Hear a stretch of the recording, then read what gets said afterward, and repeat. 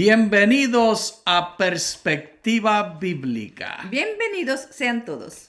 Un placer estar contigo, Clara Mercedes. Un placer estar contigo, Johnny Ramírez Johnson. Estamos aquí en el nombre del Señor para estudiar acerca de La promesa. Y es la lección 8 para el sábado 14 de mayo. Qué placer estar contigo, Clara. Nos diriges en oración. Oremos. Te damos gracias, Padre Santo, por tus bendiciones. Gracias por tu gran amor, tu bondad, tu misericordia. Ayúdanos a honrarte y a confiar y creer en esa promesa que tú nos has dado. En el nombre de Jesús oramos. Amén. Amén. Clara Mercedes, este asunto de promesas al hermanito Abraham no vienen así livianamente, vienen con gran cantidad de expectativa. Y en Génesis 22 tenemos una historia casi espeluznante. ¿Estás interesada? Leamos. Aconteció después de estas cosas que Dios probó a Abraham diciéndole, Abraham. Él respondió, heme aquí. Y le dijo, toma a tu hijo, a tu único, a Isaac, a quien amas. Aguanta un momentito ahí. Nota cuántas diferentes indicaciones hace Dios acerca de quién es la persona que Él está pidiendo que se consiga. ¿Quién es la persona que Él está pidiendo que se traiga y que se trate a Él? ¿Quién es esa persona? Aquí dice, toma tu hijo, tu único hijo, al que amas. Imagínese, Eso. Tu hijo, el único y el que amas. Así que no queda duda quién es. Y estas indicaciones hacen que Abraham preste mucha atención a lo que sigue. Mira lo que sigue. Ve a la tierra de Moriah y ofrécelo allí en holocausto sobre uno de los montes que yo te diré.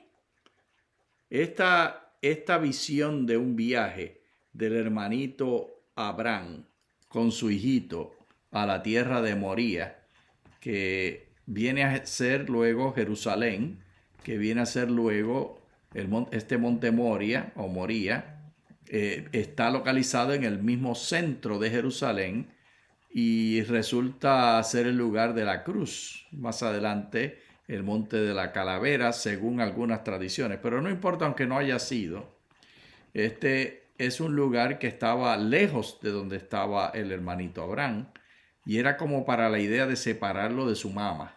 Tú te identificas con Saraí, me imagino, como la mamá. ¿Cómo tú te hubieras sentido si tu esposo Johnny, que se llame Abraham, te dice que se va a llevar a tu bebé al único, al que amamos. Ajá. Y que se lo va a llevar a una aventura que Dios lo invitó. ¿Cómo tú te hubieras sentido? Despastada.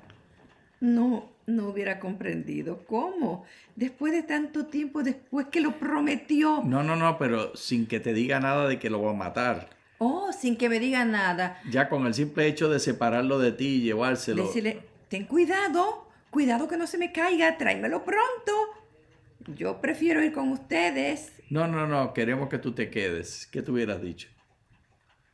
Bueno, de la única forma es que tú me prometes que me lo traes pronto. No puedo estar separada de él.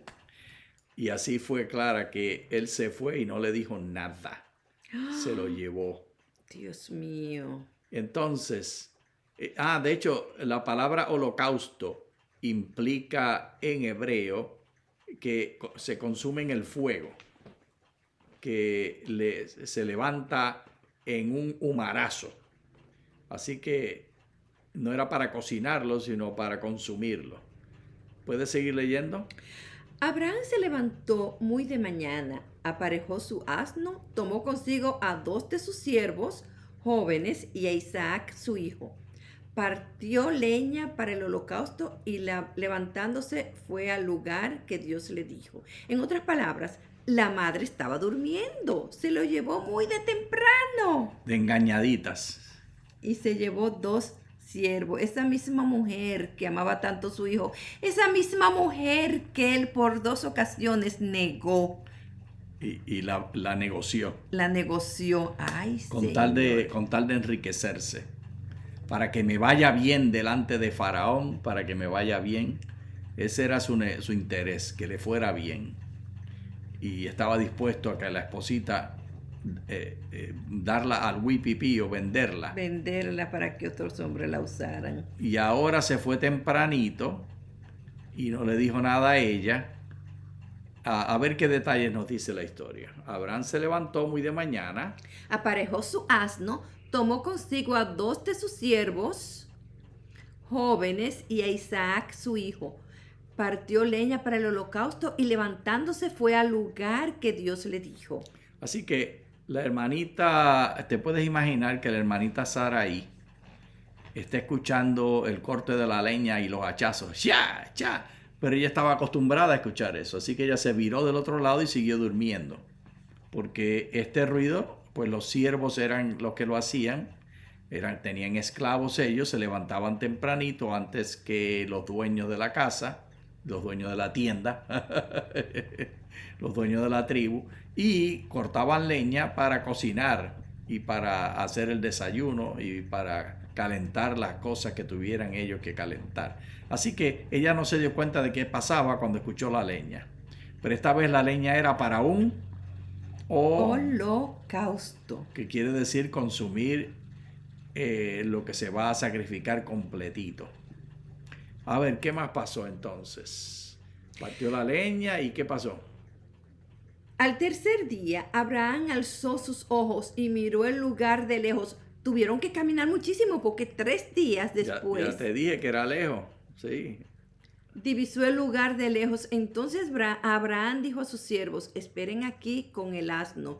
Yo y el muchacho iremos hasta allá, adoraremos y volveremos a ustedes. Ahí le dijo otra mentira, ¿verdad? Sí, bueno, Vamos a o ver una si es verdad. declaración de fe. Abraham tomó la leña del holocausto y la puso sobre Isaac su hijo. Sí, porque él no sabía si iba a volver. Él le dijo, después bajaremos. Pero por fe estaba declarando Por que fe. sí, que iban a volver. Él tomó en la mano el fuego y el cuchillo y se fueron los dos juntos. Así que imagínate el cuadro. Está el hermanito Abraham preparándose para separarse de los siervos. Los siervos están ansiosos a ver qué hago, a ver qué hago. Y Abraham no los involucra a los siervos. Así que yo me imagino que estaban paraditos al lado esperando que le dieran órdenes. Pero esta cosa la quería hacer Abraham. Así que como él no quería llevar a los siervos para que no hubiera testigos humanos de lo que pasaba, él mismo le pone la leña a su hijito. Que pudo haberle dicho a un siervo que le pusiera la leña al muchacho, pero entonces era usar el muchacho como bestia de carga y él no quería que el muchacho pensara eso, ¿verdad? Ujú. Así que lo hace él mismo para que piense que es una actividad que es de los dos. Entonces toma el fuego. ¿Sabes lo que eso quiere decir? ¿Qué quiere decir, Johnny Ramírez? Bueno, puede que decir una de dos cosas. O que se llevó la piedra con la cual iba a hacer la chispa para hacer el fuego, o que se llevó una lamparita de aceite que ellos andaban con ella resguardando para no tener que hacer el fuego con chispa, sino que ya tenían el fuego con ellos. Entonces se fueron y a ver qué pasó. Entonces Isaac dijo a Abraham su padre, Padre mío. Y él respondió, heme aquí, hijo mío. Le dijo, he aquí el fuego y la leña, pero ¿dónde está el cordero para el holocausto? Ay, qué dolor tan grande sentiría Abraham cuando el hijo le hizo esa pregunta. Pero Abraham respondió, Dios mismo proveerá el cordero para el holocausto, hijo mío. estas son mira, aquí hay 3 declaraciones de fe que no había hecho él anteriormente. La primera declaración es, nosotros iremos y volveremos. Exactamente, porque eso le dijo a los siervos. La segunda declaración de fe es, Dios proveerá. Cuando su hijito le hace la pregunta, él le comunica al hijo la mentira, porque lo que él entendía era que él iba a tener que matar a su hijo y estaba listo a hacerlo. Ciertamente Dios proveerá, era la única cosa que podía pensar, Dios proveerá.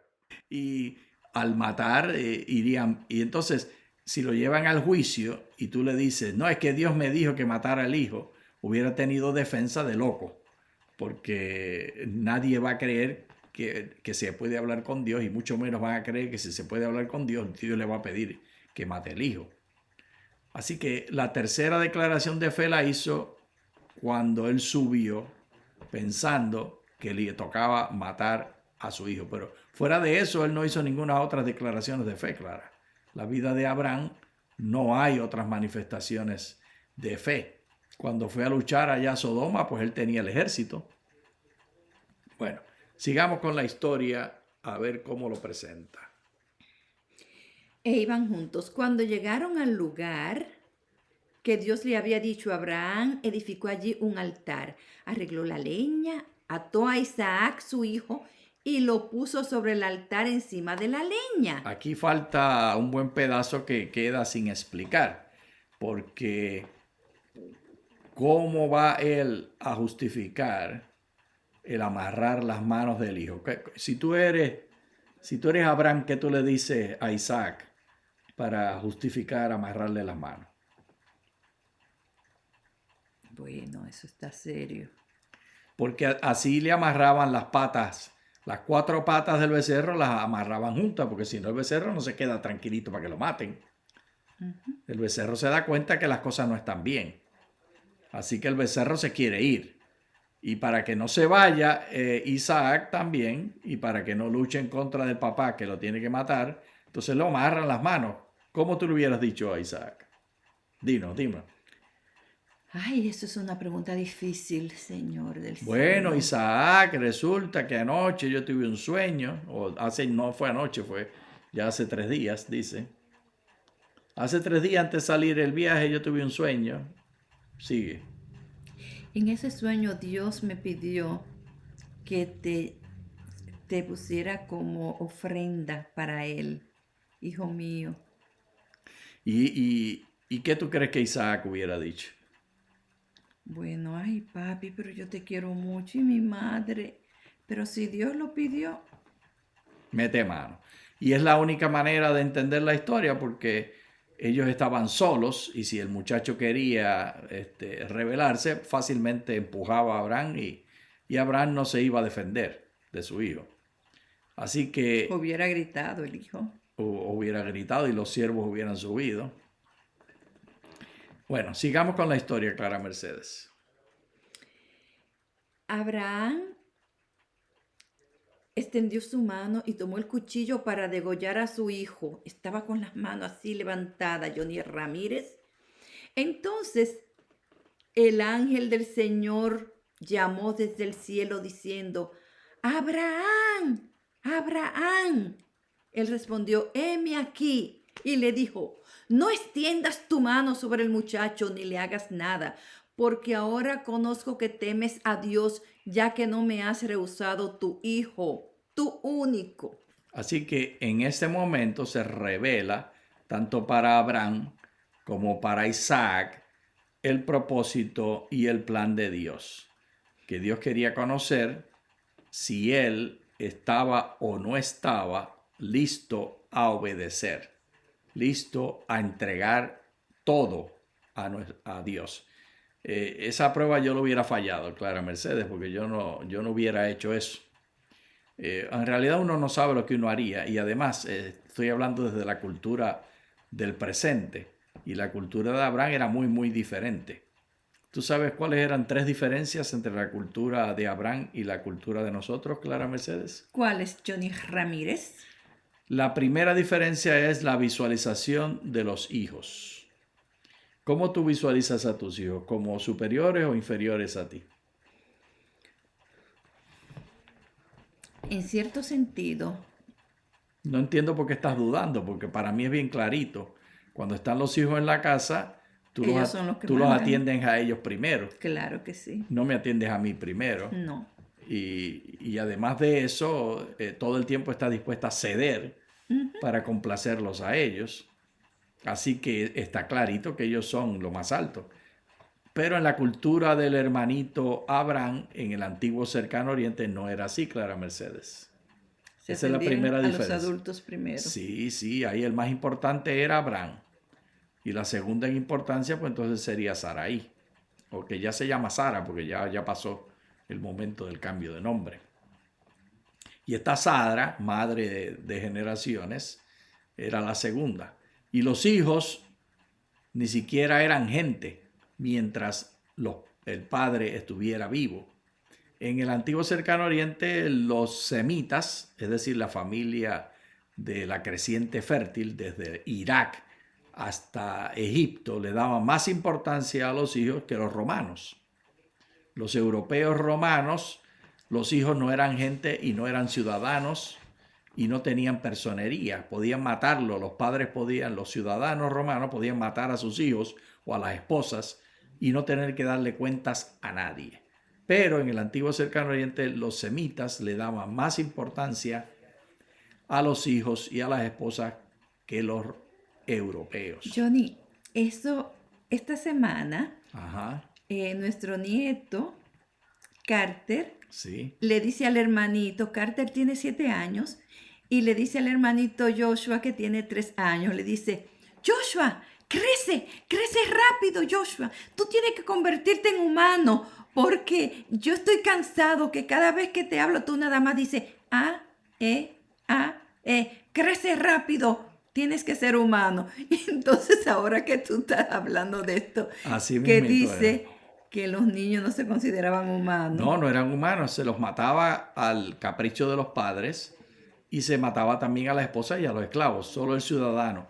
Y en el antiguo Cercano Oriente, aún en los semitas, se apedreaba si el hijo se consideraba desobediente. Había que darle razón a la gente por qué fue que lo mataste, pero el padre podía matar a los hijos.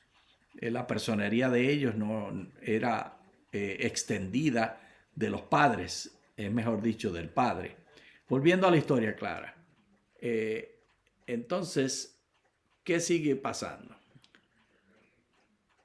No extiendas. Entonces, si no extiendas tu mano sobre el muchacho, no le hagas nada, porque ahora conozco que temes a Dios, ya que no me has rehusado tu hijo, tu único. Ahí viene la segunda diferencia entre nosotros y los del antiguo Cercano Oriente. Esta idea de temer a Dios. Nosotros no caracterizamos nuestra relación con Dios con temor. La caracterizamos con amor, la caracterizamos con interés, diferentes formas. Pero en el antiguo Cercano Oriente se caracterizaba como temor. Así que para Abraham en su cultura era más fácil obedecer esa idea, porque la relación con Dios enfatizaba el temor. Y yo sé que este temor incluía amor, pero también incluía temor. Nosotros no usamos nada de temor para referirnos a Dios. La tercera diferencia clara es esto que menciona aquí, tu hijo, tu único. La forma de pasar herencia, que el primero tenía una importancia particular, por eso enfatiza que es el único, porque en cualquier familia que hubiera más hijos y muere el primero, pues el segundo se convierte en el primer hijo. Pero siendo el único, entonces no hay heredero. Que fue como Dios le dijo como Abraham le dijo a Dios cuando en el capítulo 15 se está quejando. Me va a tener que heredar Eliezer, que es un mayordomo, porque no tengo hijo. Y esta diferencia es grande con respecto a nosotros el día de hoy y el antiguo Cercano Oriente, porque nosotros no vemos nada particular en el orden del nacimiento. Todos los hijos se consideran que han de heredar de manera igual. Y de hecho se criticaría a un padre que le dé más a unos que a otros. ¿Cierto o falso? Cierto. Así Amada Clara, las tres diferencias que facilitaban lo que hizo el hermano Abraham. No lo hacían fácil, pero facilitaban. ¿Qué dice entonces verso 13? Entonces Abraham alzó la vista y miró, y he aquí que detrás de sí estaba un carnero trabado por sus cuernos en un matorral. Abraham fue, tomó el carnero y lo ofreció en holocausto en lugar de su hijo. Abraham llamó el nombre de aquel lugar El Señor Proveerá. ¿Cómo se llamaba el lugar? El Señor El proveerá. Señor proveerá. Por eso se dice hasta hoy, en el monte del Señor será provisto. Y este monte entonces quedó en lo que llamamos hoy Jerusalén, de acuerdo a muchas tradiciones. Amada Clara, el lugar este del Señor proveerá es una bendición especial, es una bendición única, es una bendición que tenemos nosotros, que lo hemos heredado por fe a través de la escritura, de la experiencia del hermanito Abraham. Vamos a terminar la lectura de esta porción para que vayamos a la próxima idea. El ángel del Señor. El ángel del Señor llamó por segunda vez a Abraham desde el cielo y le dijo: he jurado por mí mismo, dice el Señor, que porque has hecho esto y no me has rehusado tu único hijo, tu único, de cierto te bendeciré y en gran manera multiplicaré tu descendencia, como las estrellas del cielo y como la arena que está en la orilla del mar. Tu descendencia poseerá las ciudades de sus enemigos, y en tu descendencia serán benditas todas las naciones de la tierra, por cuanto me obedeciste mi voz. Abraham regresó a sus siervos y levantándose se fueron juntos a Berseba, y Abraham habitó en Berseba. Amada Clara, esta idea y esta forma de descripción de lo que sucedió resulta súper especial. Nosotros que conocemos la historia y que estamos listos a aceptarla como cierta, tenemos que entender que Dios es el que está en control, que Dios es el que provee y que Dios nunca va a fallar. Nosotros hemos de entender, Clara, que por fe podemos confiar en Dios continuamente en nuestras vidas. Y esta confianza es la que se resalta entonces en Hebreos, cuando se habla del hermanito Abraham y lo llaman, a ver cómo es que lo llaman allí. Vamos a leer. Vayamos a Hebreos, Clara. ¿Puedes leerlo? Por la fe, Abraham, cuando fue probado, ofreció a Isaac. El que había recibido las promesas, ofrecía a su hijo único. Qué maravillosa descripción del hermanito Abraham. Hebreos 11:17 indica que fue por fe que él hizo esto. Y entonces, ¿cómo definimos la fe en este contexto, Clara Mercedes? ¿Qué quiere decir tener fe? Tener fe es confiar, aunque veamos que en lo que confiamos no hay solución, no hay esperanza, pero en medio de la duda y la desesperanza, confiar en Dios y tener esa esperanza y en la promesa que Dios nos ha dado. Y es una promesa singular, Clara Mercedes, porque mira lo que dice la Escritura acerca de lo que Dios le pidió que Abraham hiciera. Levíticos 18:21. No darás ningún descendiente tuyo para hacerlo pasar por el fuego a Moloc. No profanarás el nombre de tu Dios, yo el Señor. Entonces, esto que le pidió Dios al hermano Abraham iba en contra de las leyes de Dios mismo. ¿Y cómo aplicamos este principio a la vida de nosotros hoy, Clara? ¿Puede Dios pedir algo a nosotros hoy que sea contrario a las leyes mismas de Dios? Si lo hizo una vez, y en esa ocasión cuando él lo hizo, podríamos decir que fue de mentirita, ¿verdad? Podía pedirlo de a verdad. ¿Qué tú piensas? Bueno, parece que sí. Entonces Dios y las leyes de Dios han de entenderse como en diálogo con Dios mismo. Y es más importante y más poderoso Dios que la ley. La ley no sujeta a Dios. Dios está en control de la ley.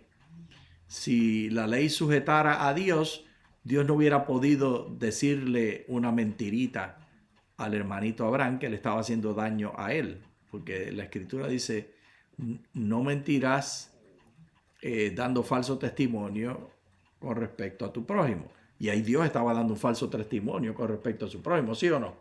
Si Dios le dice a Abraham, mátame a tu hijo, ¿es un falso testimonio que está dando, sí o no? Eso está muy sospechoso. Entonces, Dios no está sujeto por la ley. Dios es superior a la ley. La ley Ni no, por la ley que nosotros conocemos. ni por la que conocemos ni la por la que no conocemos. El Dios nuestro no está sujeto a la ley, sino que Dios es independiente. Y la ley no tiene personería para obligar a Dios a nada. Todo está en las manos de Dios y Dios está en control. ¿Te gusta esa idea, Clara Mercedes? Me gusta. Nos libera de muchos prejuicios que hemos aprendido con respecto a que Dios tenía que matar a Jesús porque tenía que someterse. Pero no pongamos eso a un lado y vámonos a Romanos, a ver qué más aprendemos. Romanos 5, 6 al 8 dice, porque aun siendo nosotros débiles a su tiempo, Cristo murió por los impíos. Difícilmente muere alguno por un justo. Con todo, podría ser que alguno osara morir por el bueno, pero Dios demuestra para con nosotros Léelo de su nuevo. amor. Léelo de nuevo, el 8. Pero Dios demuestra su amor para con nosotros en que siendo aún pecadores, Cristo murió por nosotros. A ver, entonces, Sin merecerlo. ¿cómo tú conjugas esta idea? Que nosotros no merecemos, Dios estuvo dispuesto a morir y el hermanito Abraham fue llamado a matar a su hijito que no merecía la muerte y Abraham estuvo listo a hacerlo. Entonces, Dios, al darnos a Jesús, ¿estaba respondiendo a la lógica? No. No, estaba respondiendo a ese amor que habla aquí Que Romanos. nosotros no comprendemos. Demuestra, ¿qué dice? Demuestra. Pero Dios demuestra su amor para con nosotros en que siendo aún pecadores, Cristo murió por nosotros. Esta demostración de amor no es demostración de lógica y no es demostración de superioridad de la ley, es demostración del amor de Dios.